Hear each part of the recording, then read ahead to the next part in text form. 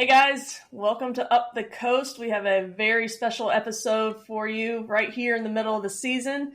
We have the Georgia Tech head coach, Aileen Morales. Alex, you want to give a little intro to our special guest?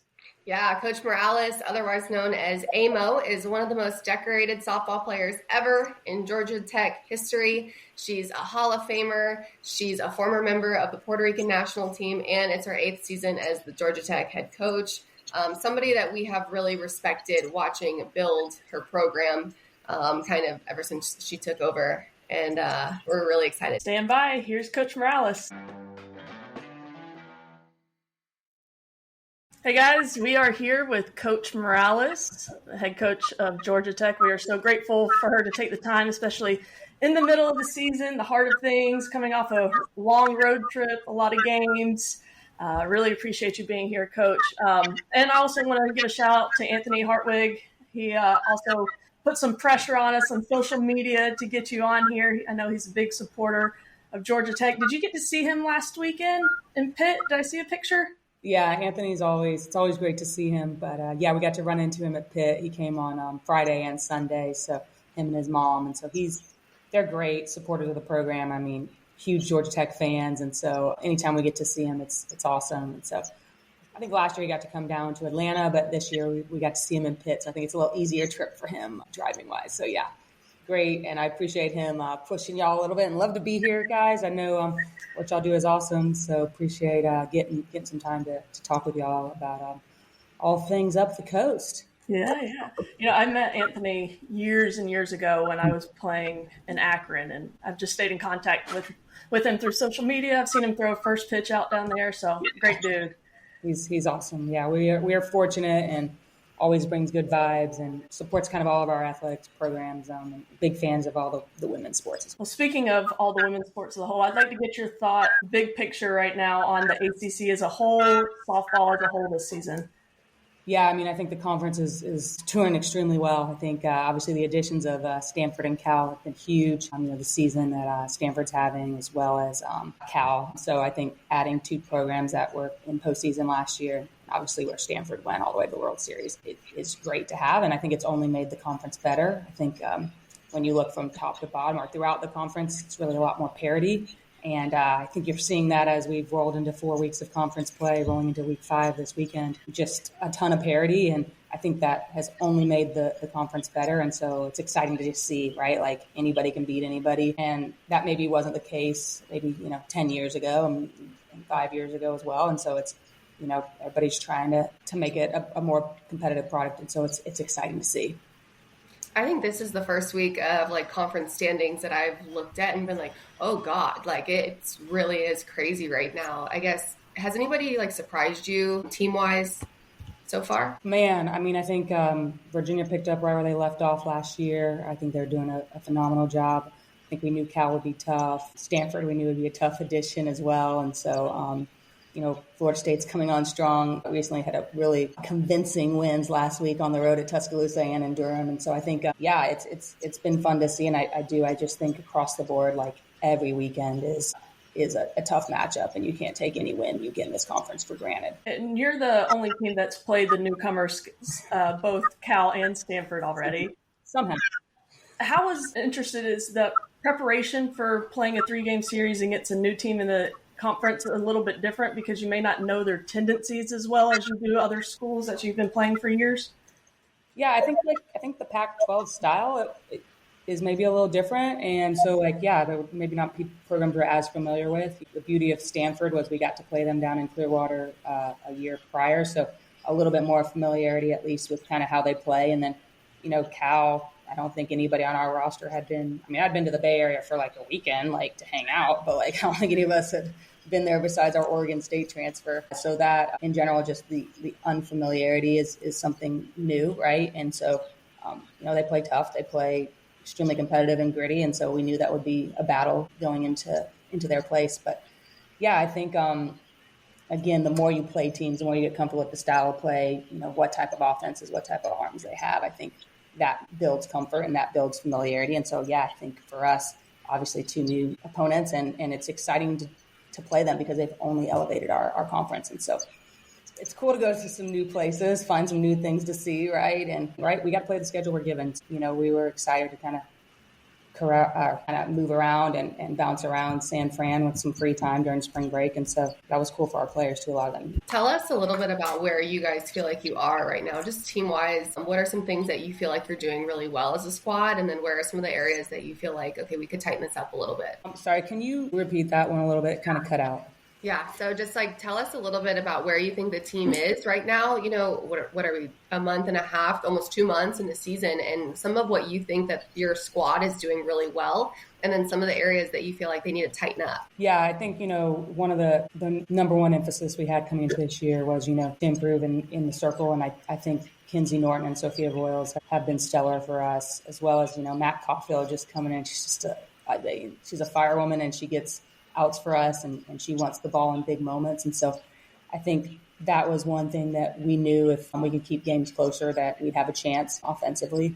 And so I've been really proud of the work that Aaron's put in with the pitching staff and to see those improvements from last year. And then, I think defensively we're young. And so there have been, moments where it's been challenging. And, obviously as a defensive coach, that can be frustrating at times. But I think that that's the area that we need to improve in even more. There are outs on the table that, we have not consistently produced. And so if the pitchers are producing weak contact, we as a defense have to convert those into outs. And so I think that's the piece that down this back end of the season, if we clean that up, we're going to be in great shape. And so it's a constant messaging, and it's a constant thing that we talk about with the team. That's not anything new to them. I think, though, with so many new pieces and new players playing together, that it was going to take some time. And so hoping that, this is kind of our bye weekend from conference play, but not necessarily a bye weekend from opponents. And so, hoping, maybe a little reset, a little more time to practice and do some things on the field can help, us get a little bit more on track with that.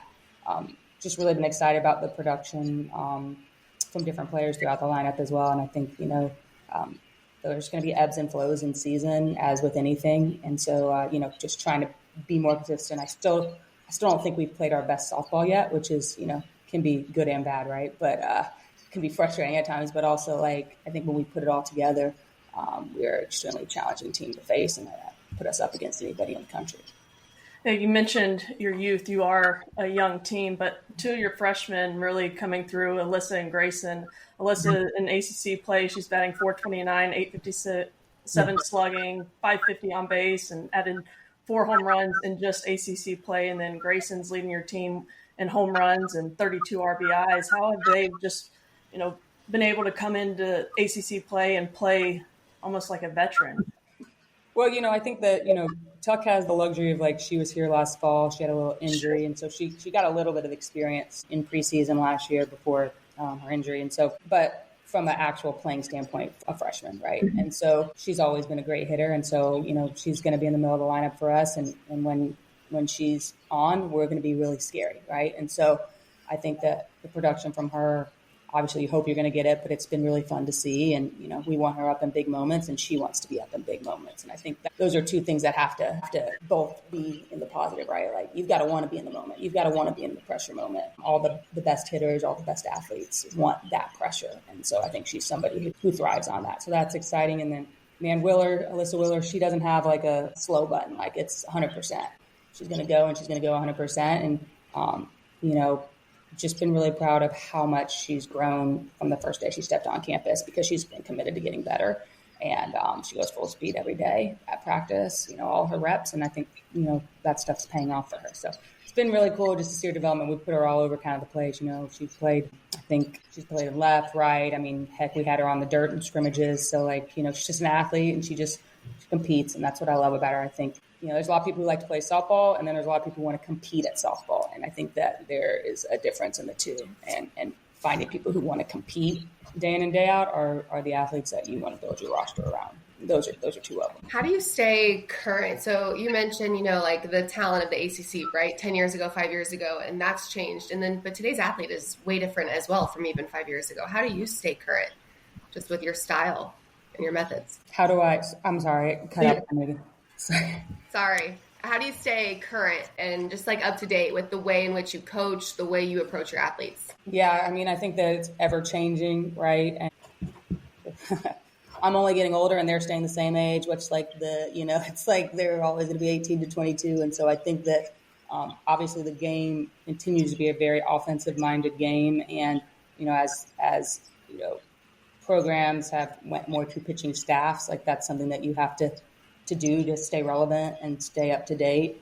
I think, obviously like Lonnie at Florida State has done a phenomenal job with that and starting that. And you've seen that kind of breed across, I'm not saying she's the only one, but very much has set that standard, right? And if using a staff. And so as you see all programs across the country doing that, because the offenses are so good, there's so much technology, there's so much information, which maybe wasn't as readily available. There's so much film available, just, the game being on TV consistently, which is huge for the sport.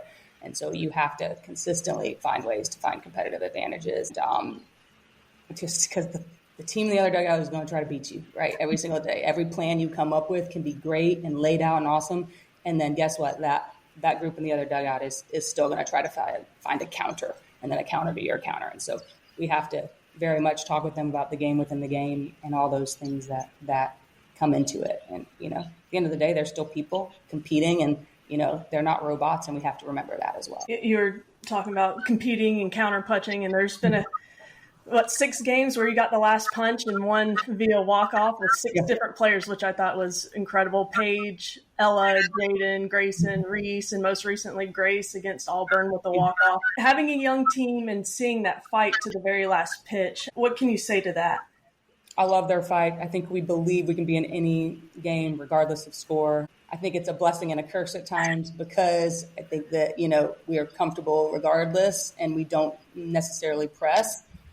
And also, I think that there is a time when you need to be able to put the foot on the gas. And so I think that's the piece as an offense, as a young team that we've got to grow in better is understanding, like, that's great that we're not pressing, but we only have 7 innings, right? And so we have to understand that every at-bat, every pitch, every inning matters. And so I think that's the other kind of growth piece that, we're constantly trying to talk through as a coaching staff as well and trying to train that into them as well. It's like, there's only so many outs, right, in the game. And it's great that we would love to walk it off all the time. That's, awesome. But if you consistently put yourself in that position, you're not always going to come out on top either. And so I think that there is very much pros and cons to that. And I love that we never feel out of it.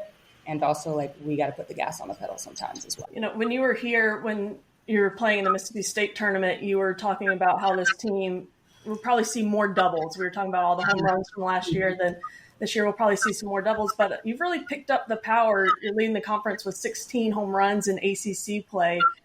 Is that just a testament to the growth from the young ones, or what are you seeing there? I think good things happen when you swing the bat with intent, right? And so, like, I don't think we're going up there trying to hit home runs. I think we're trying to get a good pitch to hit. And when you barrel it, good things happen.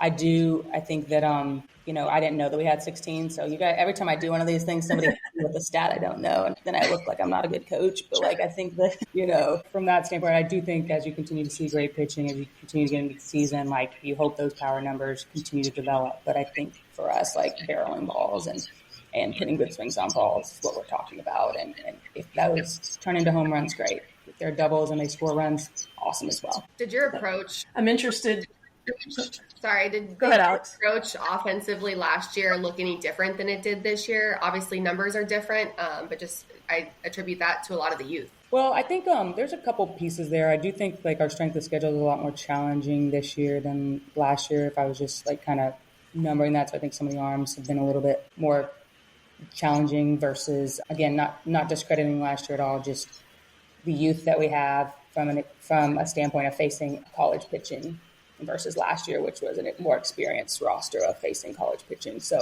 I don't necessarily know approach has changed. I think it's just like teaching an approach more from a standpoint of, we don't have as many collegiate at-bats under our belt. So there is going to be inconsistencies at time, and players are going to press in the box at times because they just don't have as many at-bats at this level. And that is a piece of it. I think there's, a big amount of it. We sometimes don't credit what experience does for us, right? And so I think that they have to live through and learn through some failures in order to get to those successes. And we talk with our team about that a lot. Like, the game, the beauty of the game is, like, it gives you opportunities to fail, succeed, be the hero, the person who process and everything in between, right? And if you look at it like that, it's really great perspective, because when you do come out on top and hit the walk off, right, you remember when you were the one who struck out to end the game too, right? And you appreciate those opportunities and those moments more, because all we're promised in doing this is an opportunity to compete. You're not guaranteed anything more than that. And so I think having that perspective is very huge for them, especially being young. You talk about all those emotions that softball can bring you, from being the highest to the lowest point. I'm wondering, what's your dugout like? What's it like riding on the bus with this team? All right, so there's Addie Leshber is like the DJ. She's kind of become the DJ on the way to the field, and so she gets the aux or the Bluetooth. And we can't discuss all the songs that are played. They're not radio appropriate at times. I think it just depends what, day of the week it is and what vibe they're in, and so it goes a lot of different ways on the Bluetooth. But I think that we enjoy what we do. We want to have fun. I think it needs to be loose to a certain extent, with the right balance. And so, yeah, it's a fun group. I mean, obviously, if we don't win the ball game, it's, not a fun group on the bus. We're going to be pretty quiet, and, it's not going to be a fun ride back to the hotel. But I think that's most competitive teams. Most teams that want to win at a high level, the losses are going to matter, and we're going to enjoy the wins as well. So, fun group. They cheer a lot in the dugout. Not everybody might like the cheers, but I think that sometimes if you want to create energy and you want to create, a competitive advantage, and if that's a way that you choose to do it, that's a little bit of our dugout as well, and can get a little chippy every now and then. And as long as we keep it right, and as long as we're not crossing any lines, we want them to be who they are, and I think that they have to be who they are. And so I think it's a fun, competitive environment. They're gonna say some cheers to try to get under some people's skin every now and then, and it's your choice if you want to let it bother you or not. That's kind of how I look at it. I like it. Do you ever get asked to do the TikTok dances? No, I'm not a very good dancer. I don't know if I think they know I wouldn't excel at that, but they probably get some good views. I tell them all the time I'm a walking meme, so it's just a matter of which clip the ACC network gets of me in real time, the top step of the dugout or whatever. I think they had a pretty funny one on the Auburn walk off. Like we were laughing about it in the group chat because I was excited and I jumped up and Aaron caught me, and they were like it was like a whole joke. Like it was it was like we were on Titanic, it's a song played. It was just like, that's great. Group. So we had some funny laughs on that, and it's fun to enjoy those moments and enjoy those with your team. So yeah, but I'm sorry, I don't have any good TikToks lately. TikTok is banned in the state of Georgia, so I can't even do it anymore. Like, I'm a governor and all that, so I got to keep my job, so I can't be on that TikTok. Yeah, I didn't know that. In state employees, yeah, really. Yeah, so I'm a state employee. Yeah, so, Alex, why are you trying to get her fired? Sorry, I just got on your Instagram reels to find the relevant stuff. Wow. Yeah, I gotta stay on Instagram reels to find the TikTok trends 5 weeks later or whatever it is. A couple more questions. Looking to next year, is there any kind of rule changes or anything personally you would like to see? Because it's a rule change year next year. I know there's a lot of discussion about the double bag. We can rewrite obstruction for the 18th millionth time, pitch clock things, pitch calm. Anything you think you'd like to see? Yeah, I think for me personally, the double bag is not the hill I'm going to die on. I know there's a lot of people on both sides of it. I can see both arguments for it. I think if you make a bad throw, I don't know if a double bag is going to matter. I'm right with you, 100%. There's a lot of confusion with it, but we want to talk about safety, and we believe that it's going to create a safer environment. And absolutely, I'm going to always support athlete safety. I think that there's a lot of nuance within that. Obstruction, it changes every year. Whatever iteration we do of that, I guess we'll just buckle up and see.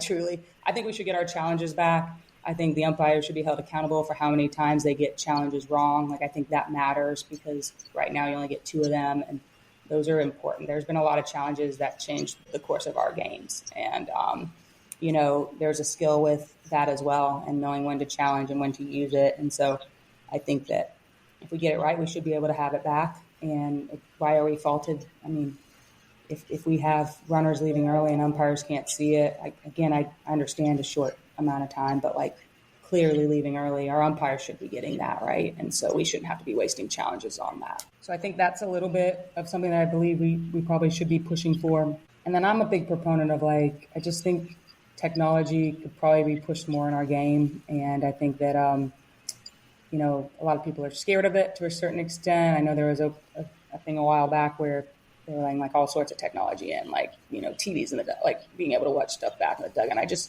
I think that there's some more things that we could probably dive into if we were willing to just, you know, be more up to date with what's even going on. I mean, when you look at what baseball is doing, I mean, there's iPads and dugouts, there's all these things. And I just think that we could grow as well from that standpoint. But, you know, that's my 2 cents on all those things, if it matters or not. But I do think that there's a lot of information that can be gained, and you still got to hit what the pitcher's throwing. You still got to, you know, it's still you versus her in that batter's box. You know, having more real-time info could be useful, but you still got to beat her in real time. You don't get that information enough in the box, right? You still got to see it and hit it. And so I think that there's some pieces there where I believe we could build some more technology in. I mean, you got a pitch comm, you got somebody talking to somebody in a ear, like maybe we could streamline some of this, and you got like somebody with another defensive thing on this. It just seems like a lot of different pieces. Like if there's a way to streamline that, because but you can't use the pitch comm on offense. Yeah, and then, yeah, right. And so there's just a lot of layers to that where it's like I understand why, but also what, like,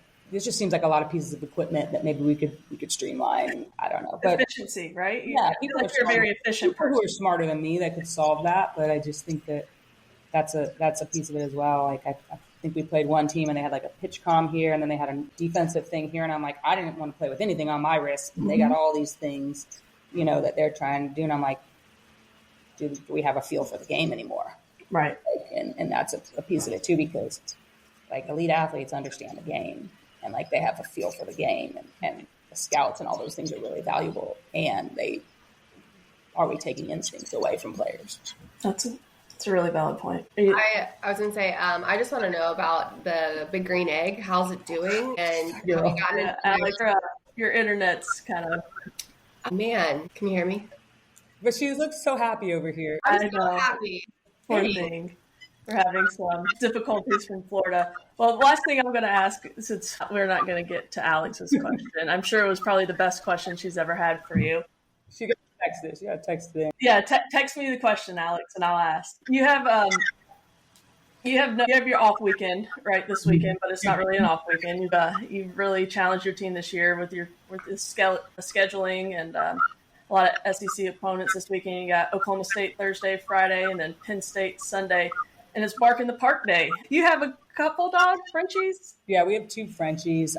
They cannot be present. The one at Lola is a disaster. So Gus is the goodest boy, and Lola is a disaster. So yeah, they're going to be at the house. They'll have to, you know, no. Did you have Gus first and then?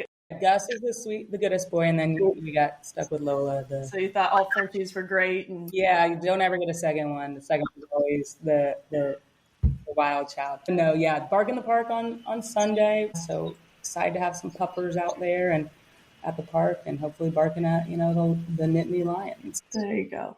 Well, I hope you and your team get some rest from your long trip, and lots of games and all over from the West Coast to the Northeast to back home, and you recovered and take some games this weekend. We really appreciate you being here and taking the time to talk with us. Yeah, no, I appreciate you guys. Thank you. Anytime you guys, you know, cover our program, it means a lot. And so we're definitely appreciative. And, you know, it's been a fun year so far. And, yeah, looking forward to this next month. Some good matchups, yeah. We'll see you up in Boston for the tournament. All right. Thank you. Thanks.